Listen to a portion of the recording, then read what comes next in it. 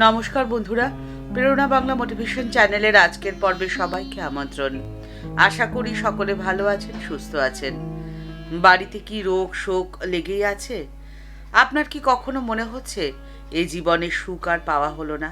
আসল কথাটি কি বলুন তো? সুখের এই বাসনাই হলো সমস্ত অশান্তির কারণ। একটু চিন্তা করলেই দেখা যায় যে সুখ ভোগের ইচ্ছেটার মধ্যেই রয়েছে দুশ্চিন্তার শিকড়। স্বামী অখণ্ডানন্দজি বলছেন, স্বার্থপরতা সংকীর্ণতার মধ্যে আত্ম উন্নতি অসম্ভব। সুখ ভোগের এতটুকু ইচ্ছে থাকলে তা হয় না। ঠাকুরকে বলছেন, প্রভু সুখ চাইবো আমি কোন লজ্জায়? তুমি যতবার দেহ ধারণ করে এই ধরনীতে এসেছ, কখনো তো সুখ পাওনি। তুমি তো সব থেকে দুঃখের জীবনই কাটিয়ে গেছ। রামরূপে রাজপুত্র হয়ে জীবনের শ্রেষ্ঠ অংশ বনবাসে কাটালে।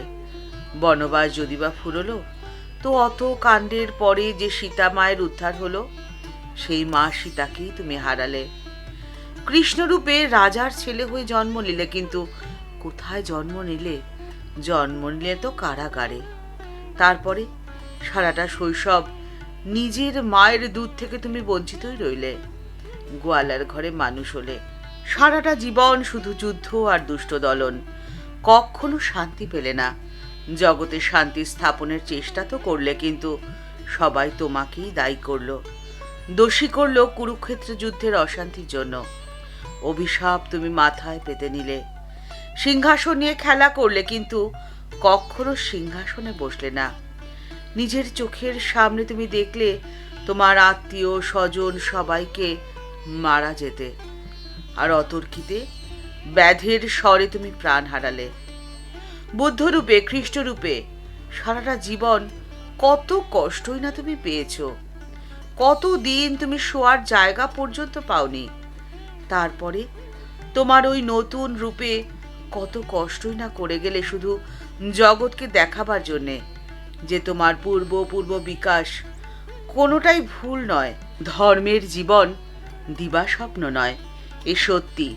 আর জীবনের উদ্দেশ্য কখনো ভোগ নয়। জীবনের লক্ষ্য হলো তোমাকে লাভ করা। তাই তো মা বলছেন, এই পৃথিবীর সমস্ত দুঃখ কষ্ট অনেক সহজ হয়ে যায় যে অল্পেতে তুষ্ট থাকতে জানে। জীবনের দুঃখ কষ্ট রোগ শোক থেকে দূরে থাকতে গেলে, সমস্ত কিছুর মধ্যে আনন্দকে উপভোগ করতে হলে খানদানি চাষা হতে হবে। এটাই হলো ঠাকুরের নির্দেশ। কারণ ঠাকুর বলছেন, যারা খানদানি চাষা তারা 12 বছর অনাবৃষ্টি হলেও চাষ দিতে ছাড়ে না। আর যারা ঠিক চাষা নয়, চাষের কাজে বড় লাভ শুনে কারবার করতে আসে, তারাই 1 বছর বৃষ্টি না হলেই চাষ ছেড়ে পালায়। ঠিক তেমনভাবেই যারা ঠিক ঠিক ভক্ত আর বিশ্বাসী, তারা সমস্ত জীবন দর্শন না পেলেও তার নামগুণ কীর্তন করতে ছাড়ে না। ঠাকুর বলছেন, যে বাড়িতে কেবল বিষয়ের কথা হয়, সেই বাড়িতে জানবে সবসময় রোগ শোক লেগেই থাকে। তাই বিষয়ের কথা ঘরের মধ্যে বেশি আলোচনা করতে হয় না। বিষয় তো বিষ গা, তার নাম সর্বদা করতে হয়। কারণ কলিতে তো নাম মাহাত্ম্য, কলিতে অন্নগত প্রাণ, কিন্তু তার নাম করলে পাপ পাখি পালিয়ে যায়। রামকৃষ্ণ পরমহংসদেব বলছেন, নাম করবে সবসময় বালকের মতো বিশ্বাস নিয়ে। সরল বিশ্বাসে তাকে ডাকলে তিনি সাড়া দেন গা। তিনি এই প্রসঙ্গে খুব সুন্দর একটি গল্প বলেছেন। বলছেন, একজন ব্রাহ্মণের বাড়িতে ঠাকুরের সেবা হতো। একদিন সেই ব্রাহ্মণ কোনো কাজ উপলক্ষে অন্য স্থানে গেল, আর যাওয়ার সময় তার ছোট ছেলেকে বলে গেল, তুই আজ ঠাকুরের ভোগ দিস, ঠাকুরকে খাওয়াবি কেমন? ছেলেটি তো ঠাকুরকে ভোগ দিল। ঠাকুর কিন্তু চুপ করে বসে রয়েছেন, তার সাথে কথাও বলেন না, খানও না। ছেলেটি অনেকক্ষণ বসে বসে দেখলো, ছোট ছেলেটি অনেকক্ষণ বসে বসে দেখছে যে কই ঠাকুর তো উঠছে না, তার সাথে কথাও বলছে না, আবার খাচ্ছেও না। সে মনে মনে ঠিক জানে যে ঠাকুর এসে আসনে বসে খাবেন। তখন সে বারবার বলতে লাগলো, ঠাকুর এসে খাও, অনেক দেরি হলো যে, আর যে আমি বসতে পারি না। কিন্তু কই ঠাকুর তো কথা বলছেন না। তখন সেই ছেলেটি কান্না আরম্ভ করলে আর বারবার বলতে লাগলো, ঠাকুর বাবা তোমাকে খাওয়াতে বলে গেছেন তো, তুমি কেন আসবে না? কেন আমার কাছে খাবে না? ছেলেটি তখন ব্যাকুল হয়ে যেই কিছুক্ষণ কেঁদেছে, ঠিক তখনই ঠাকুর হাসতে হাসতে এসে আসনে বসে তার নিবেদিত ভোগ খেতে লাগলো। ঠাকুরকে খাইয়ে যখন ঠাকুর ঘর থেকে সে নিচে গেল, বাড়ির লোকেরা তাকে বললে, ভোগ হয়ে গেছে, সেসব নামিয়ে নিয়ে আন। ছেলেটি তখন বললে, হ্যাঁ তো হয়ে গেছে, ঠাকুর সব খেয়ে গেছেন। বাড়ির লোকেরা বললে, সে কি রে? ছেলেটি সরল বুদ্ধিতে বললে, কেন, ঠাকুর তো খেয়ে গেছেন।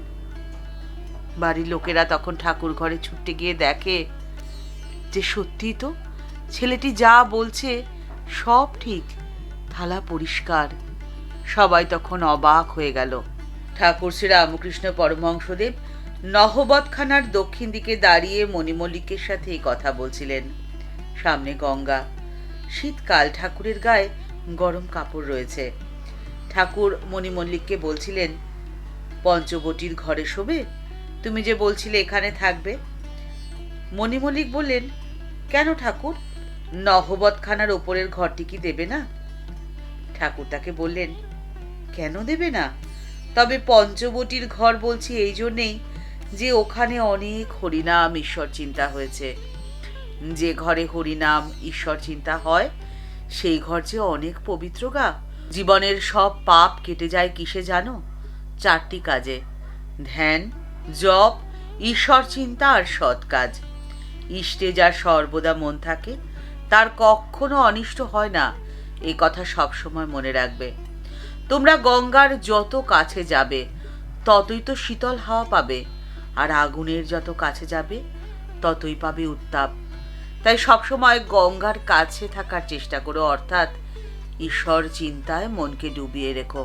আমাদের প্রত্যেকের জীবনকে অন্ধকার থেকে আলোর পথে যিনি নিয়ে গেছেন, ঠাকুর রামকৃষ্ণ পরমহংসদেবকে উদ্দেশ্য করে স্বামী অখণ্ডানন্দজি তাই তো বলছেন, তুমি তো দীনতার অবতার, উদ্ধত জগৎকে তুমি দীনতা শেখাতে এসেছিলে।